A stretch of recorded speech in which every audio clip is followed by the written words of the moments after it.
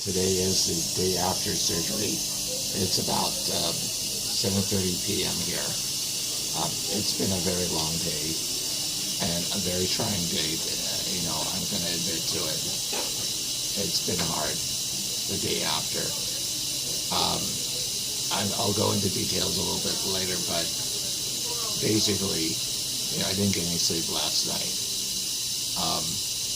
Before I get into those details, I'm going to talk a little bit about, what has inspired me to do this video blog. As you are aware, this is nothing new. It's been done before. And it's really grateful information that I've accumulated from the courageous patients who, did their blogs. And it has inspired me to want to go on a mission and play it forward. And so, I'm doing this video blog so I can disseminate the information of what it's like to go through this surgery. Okay, moving forward. Last night, I didn't sleep at all one bit. Obviously, there's a lot of factors that go into that. Your body starts to react to the trauma, and your body chemistry may get a little bit confused, and that's certainly what has happened to me. The good thing is, these are not considered to be, I wouldn't say incidences or complications, but they're more like, anticipated events. And the hospital does have protocols in place to deal with it. That's a good thing. I'm going to talk a little bit about that, what happened to me, and on top of it, the patient next door to me had blue-coated, and it's something very serious, and they had to bring in an ER doctor, and that was an experience in itself, because I was next door, so I didn't really sleep through any of that. So one of the things that happened to me was, the anticipated event was, my blood sugar went up too high. It went up to 184. But, it's one of those things that, they can treat it. There's a protocol in place. And they did treat it, and within 12 hours, I was on an insulin trip for 12 hours, and I haven't been on one since. That's a good thing. And the other thing was my blood pressure went down, and there's a treatment for that, a one-time medication, and that was resolved. Going forward, or I should say one other thing was, I started feeling nauseous after the last video, and that's very common to happen. I was going through hot flashes and nausea. And that's one of those events, again, where they give you anti-nausea medicine. It works pretty good. But because of that, I could not take any pills or anything like that. I couldn't take a lot of morphine.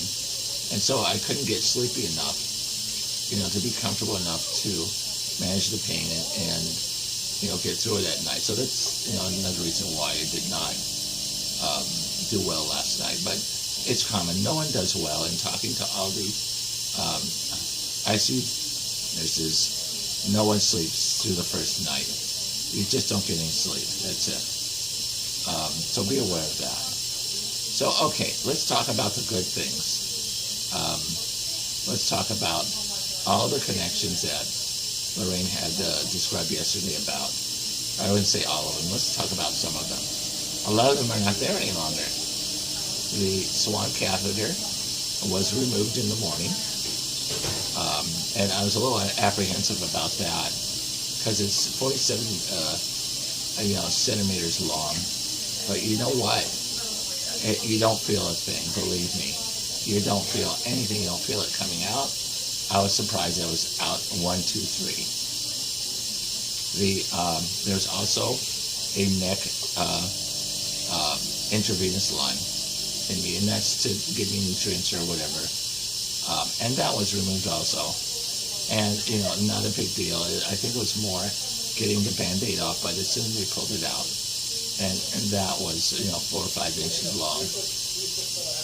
That wasn't a big deal coming out.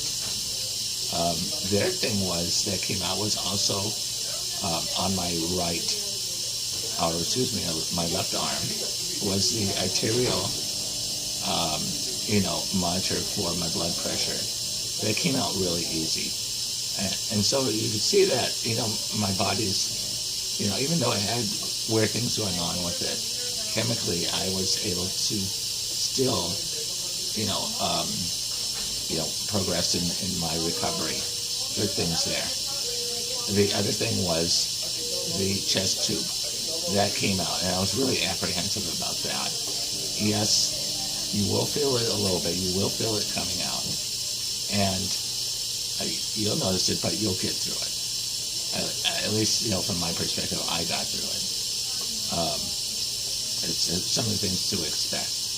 The other thing they disconnected was the monitor. If I were to have, an irregular heartbeat, that would be the external. I'm trying to remember the name of it. Remember Allison? You don't. You're just shaking at me. So anyway, it's a heart rate monitor. You'll know what I'm talking about. And so they removed the monitor, and I still have the electrodes in me just in case. The pacemaker? But they were able to, excuse me? Is it the pacemaker? It's called the external pacemaker. Thank you, Allison. So that was removed. So we're making progress with that. And these are some of the good things that's happened to me. My body, unfortunately, is able to go through this. As you can see, I'm a thin person. I've exercised all my life, and I really believe that, because I ate somewhat healthy and I exercised for 30 years, that it's helped me with my recovery time. Anyway, I'm very tired right now, and stay tuned for day 3. Thank you.